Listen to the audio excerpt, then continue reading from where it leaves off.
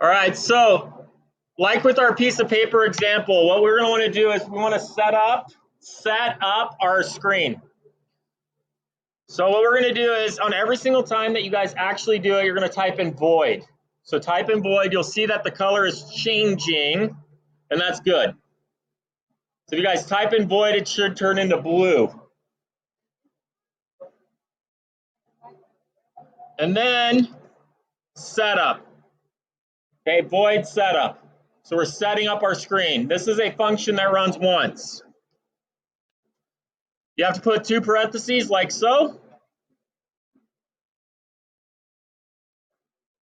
Sometimes you put stuff inside the parentheses, and setup you don't. It doesn't have any inputs. Then curly bracket. Shift right by P. And you'll notice some red arrows or red issues. You need a closing curly bracket. What this does is there's going to be some stuff inside setup. All of this is inside. Whatever we type has to be surrounded by curly brackets.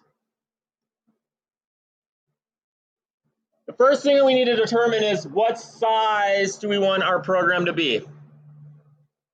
You type in size, parentheses, it does change color. When something changes color, it's a built-in function. Now we want the width and the height, and it's in pixels.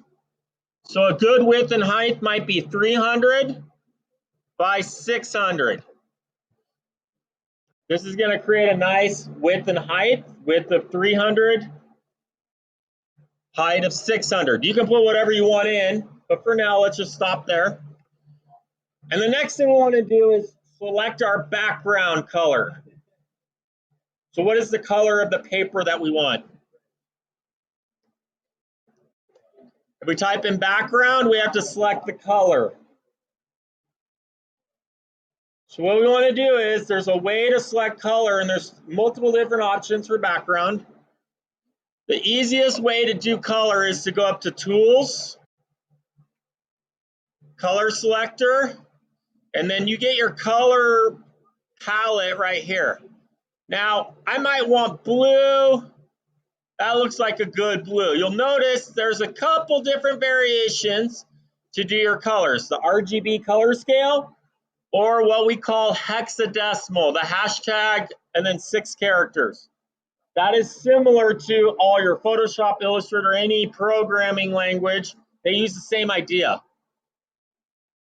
If I hit copy on this, go over to my programming screen, paste it, you'll see that it's transferred.